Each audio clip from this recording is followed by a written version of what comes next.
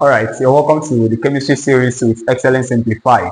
And in this video, I'm going to be teaching atomic models using a story, a simple real life story to explain the different atomic models. After the story, we are going to look at them bit by bit.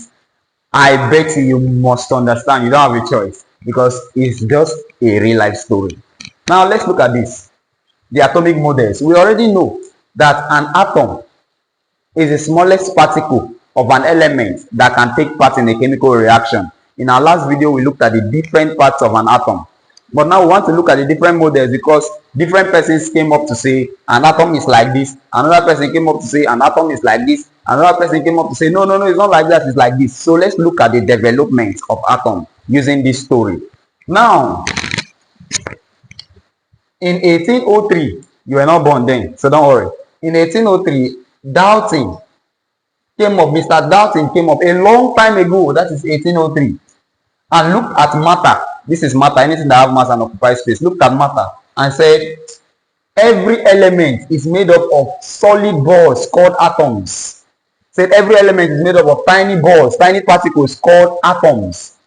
And these atoms cannot be cut. You cannot cut the atom again because they are so small that they are indivisible. You cannot divide them. They cannot be created and they cannot be destroyed. That is what Dalton said. He looked at matter, element. He looked at element and said, this element contains tiny particles. They are too small that they cannot be divided. That is, they are indivisible. They cannot be destroyed. They cannot be created. So in Dalton's mind, atoms were like indestructible marbles, marbles that cannot be destroyed. That was what Dalton said. Now after that, Thomson came up after some years. That's 1897. See when Dalton did his own, 1803. After about 94 years, J.J. Thomson discovered the electron. He said, wait. Atoms are not just solid balls. They are soft with negative electrons stuck inside a positive sphere. Remember that Dalton said these atoms are indestructible. They are indivisible. But when J.J. Thomson discovered the electron, he said, wait, Dalton, that is not actually true. That these things, they actually have particles inside, so they are not indivisible. They have electrons. So J.J. Thomson said, no, these atoms are solid balls. They are not just solid balls. They are soft with negative electrons stuck inside positive sphere. So in Thomson's model, Thomson was like, okay, the atom is like, this is a ball. Now we have positive sphere, but in the positive sphere we have electrons stuck around. That was what Thomson said. Now years later again, this was in 1897. In 1911, Ernest Rutherford was not convinced about this experiment, this thing that Thomson said. So he decided to carry out his own experiments. He shot alpha bullets at 18 gold foil. So what he did, let's say this is the gold foil. He shot alpha bullets, and yet there was a screen. Now he discovered that most of the alpha bullets were able to pass through, but a few bounced back. So most of the alpha were able to pass through the gold foil, and a few, just little, bounced back, were deflected. Rutherford shouted, atoms are mostly empty space. Said, no, these atoms, they are mostly empty space. That ball we are talking about, they are mostly empty space with a small dense nucleus at the center. So you see that Rutherford discovered nucleus. So it's Rutherford that discovered nucleus. Because now in Thomson's model, he didn't talk anything about nucleus. He just said positive sphere with negative particles. Now, Rutherford discovered the nucleus. He said, no, he said this atom is an empty space with a small dense nucleus at the center. Now imagine electrons orbiting around the nucleus like planets around the sun. So the electrons which Thomson discovered revolve around the nucleus, revolve around the nucleus, revolve around the nucleus. That was what Rutherford did. Now, 2 years after, Niels Bohr stepped in. He said, Rutherford, you're right about the nucleus. You are right about the nucleus, that the atom have nucleus.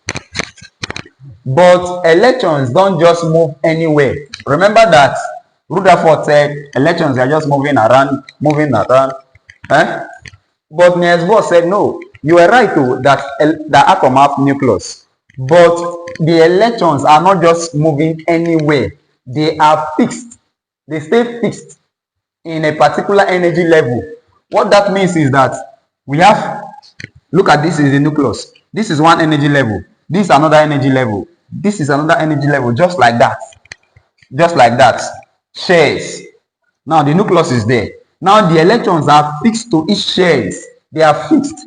Then if these electrons gain energy or lose energy, they can jump from this energy level to this other energy level.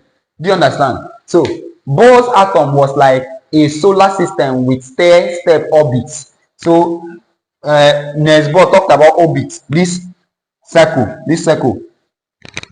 part where electrons move neatly in cycles. Then the last one, finally, quantum mechanical model came in around 1926. The scientists like Schrödinger and Heisenberg refined the picture. They said electrons are too mysterious. They don't move in neat cycles. Instead, they live in regions called orbitals. Orbitals now came in. Now, orbitals, in these orbitals, we can predict the chance of finding an electron.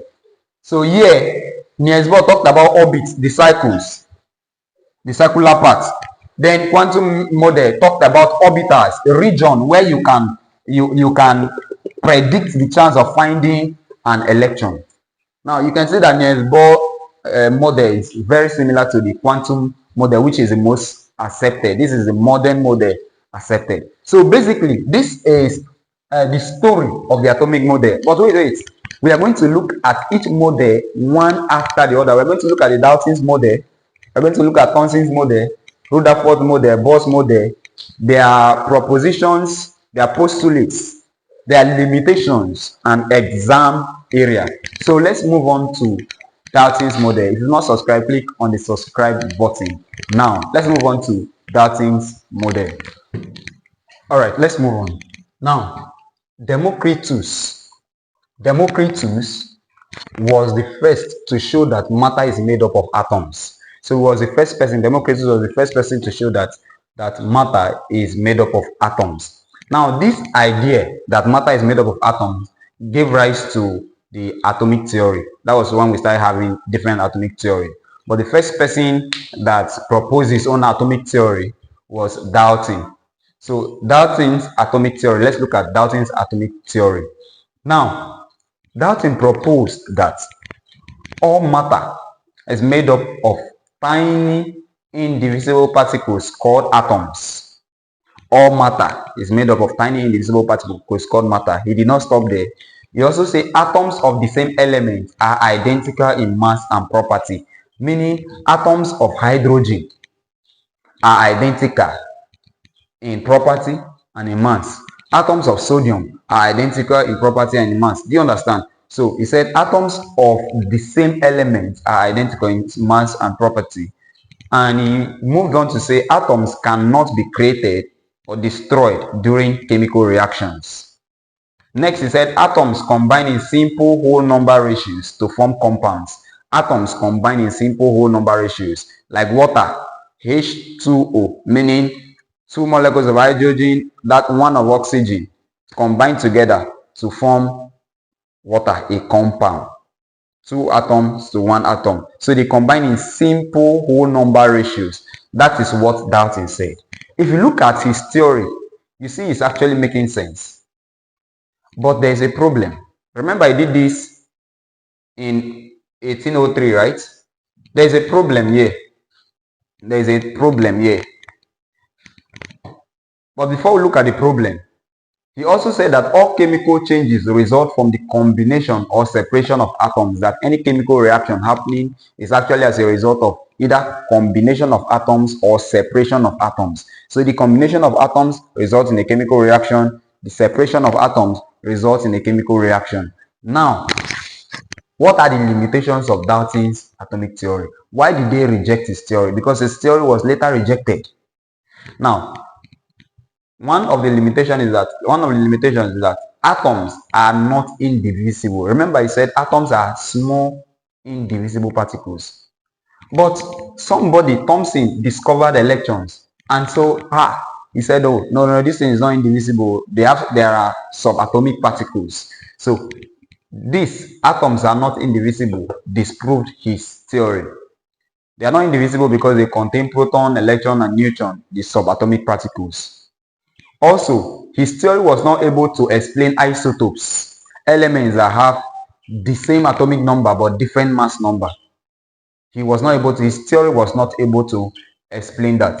Now, his theory does not also explain bonding, chemical combination. He only said that all chemical changes result from the combination or separation of atoms, but his theory could not explain bonding and atom stability. He could not explain that. So that was Dalton. He tried. He was the first to even attempt a description of the atom. Then in 1897, J.J. Thomson discovered the electron using his experiment, cathode ray tube experiment. Please take notes. Though I'll still give you a table that summarizes all the subparticles and who discovered them, the year it was discovered, and the experiment used. But for now, take note that it was J.J. Thomson that discovered electron in 1897 using cathode ray tube experiments. Now, after this is experiment, it showed that the atom was not indivisible. Remember, it is because of J.J. Thomson that Dalton's atomic theory was disproved, because he showed that atoms were not indivisible because of the presence of that electron he discovered. Note that as of this time, they don't know anything about proton and neutron yet, right? But now he discovered the electron, showing that the atom was not indivisible. He proposed that the atom was a sphere of positive charge with negative charge electrons embedded inside. He was like, oh, this atom we're talking about is a positive sphere with negative electrons embedded inside. Remember, now he knows about electrons negatively charged. But there is also a limitation with this his own theory. Now, his theory did not explain how the negative and positive charges were arranged. He just said the atom is a positive sphere with negative charges embedded inside, without telling us how the positive charges were arranged and how the negative charges were arranged. So, he did not tell us that. Also, one limitation with this his own theory is that no nucleus in the model. He did not tell us that the atom has a nucleus.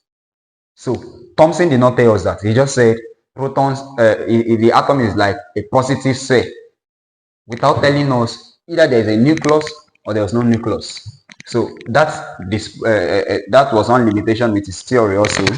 Another limitation is that it could not explain results of Rutherford's Godfrey experiment. The next one we're going to look at is Rutherford's Godfrey experiment. So when we look at Rutherford Godfrey experiment, we will see how J.J. Thomson's model could not explain his theory. Another limitation is that he failed to explain stability of the atom. These are some of the limitations with this Thomson's model in 1897. Rutherford was the next person to come up. Please be relating this with the story I told you earlier. All right, let's move on to Rutherford's model.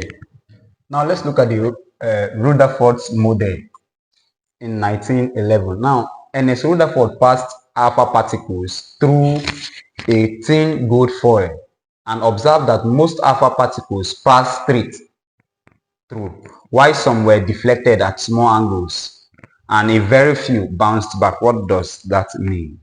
Now, Ernest Rutherford, this is alpha particle.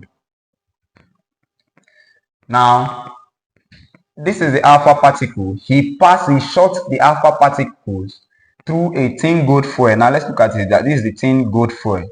He passed this alpha particle through, and there was a screen here. As he passed the alpha particles through, what he observed was that this alpha particle was able to pass through the gold foil. Some of them were reflected at small angles, very small angles, while a few bounced back. Now, what Rutherford concluded from this is that atom is mostly an empty space. That was what he concluded, that atom is mostly an empty space, since most particles went straight. So, because if the atoms of this gold were packed up, then they all bounce back.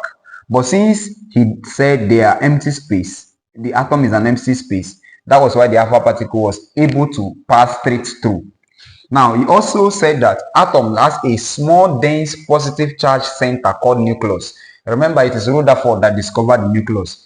He said that though an empty space, an atom have a small, positively charged center.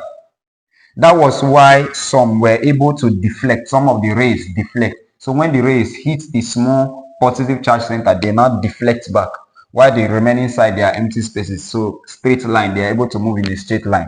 He discovered the nucleus. Now, he proposed from his experiment that atom has a central nucleus containing protons, though later it was discovered that the nucleus contains protons and neutrons. But as at this point, he said atom has a central nucleus containing protons. Now, electrons, he also said electrons revolve around nucleus like planets around the sun. Like planets around the sun. That was what he said. Now, most of the atoms volume is empty space. Now, from Rutherford's model, we saw the nucleus and we have the shell. Electrons revolving around the nucleus, present in the shell, revolving around the nucleus, like planets revolving around the sun. What was the limitation of Rutherford's model?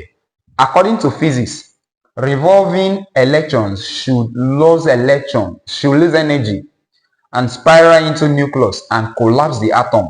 But this doesn't happen. What does that mean? From physics, if this thing is revolving, if this electron is revolving, moving, definitely it will lose energy. And as it loses energy, it will collapse, fall into the nucleus. It will fall into the nucleus and collapse the atom. But this never happened. Now, another limitation is that it could not explain line spectra of elements. Line spectra, it could not explain why atoms give off light at specific frequencies.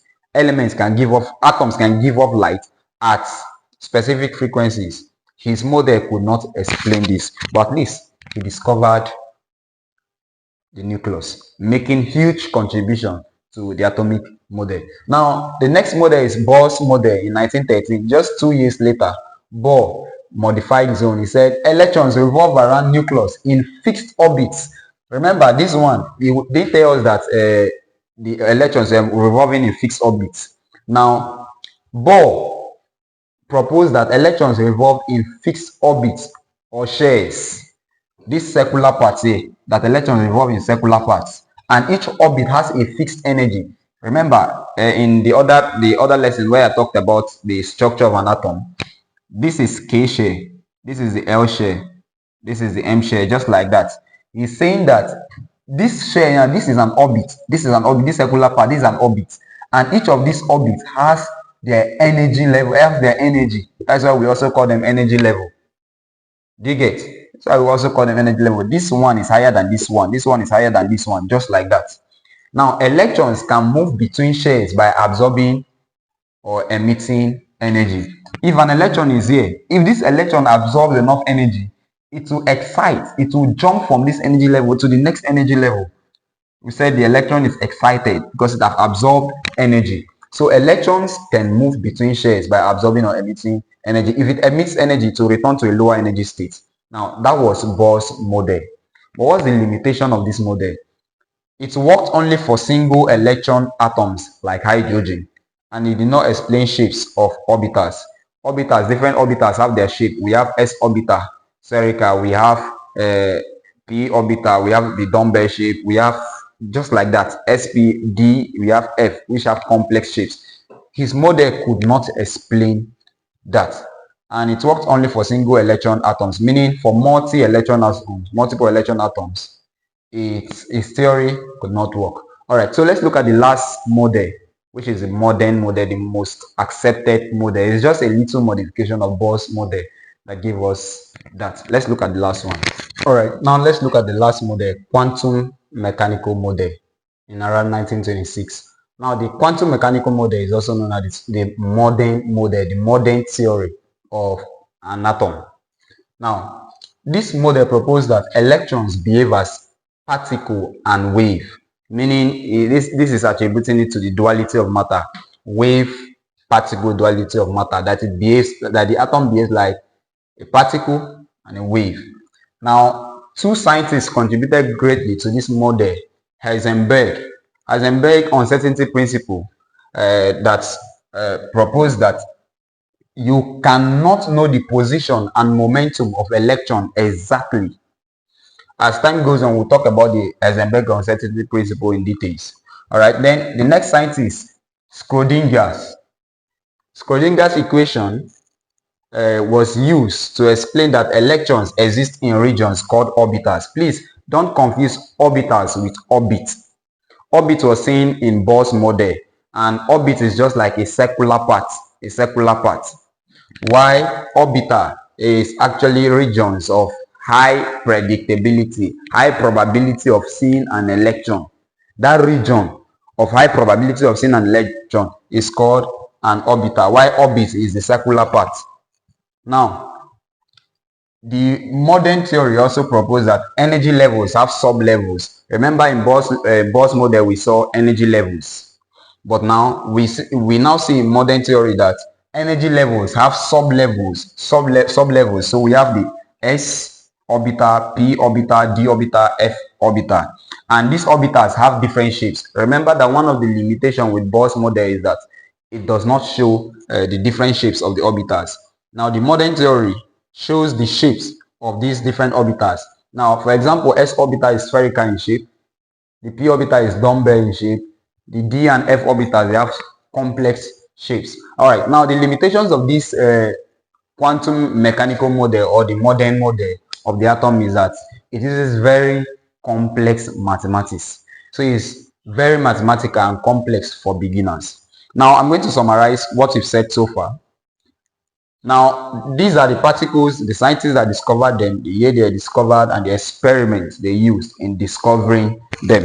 All right. Now, electron was discovered by J.J. Thomson in 1897 using the cathode ray tube experiment. So, Thomson discovered electron. Please take note of this part very well. Normally come in exams. You see it in WAEC, you see it in JAMB, you see it in NECO. So, please pay great attention here. J.J. Thomson discovered electron in 1897. Rutherford discovered proton in 1919.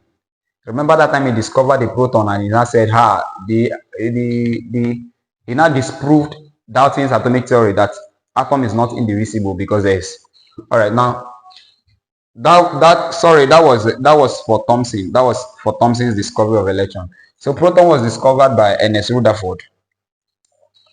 That the atom has a positively charged center. That was why it can scatter light. Now, he used alpha particle scattering, that's nuclear reaction, to do that. Neutron was discovered by James Chadwick in 1932, and he used the experiment of bombarding beryllium, this beings of beryllium, with alpha particles. How can you remember this? Rutherford prepares, Thomson eats, Chadwick narrates. Just think of food.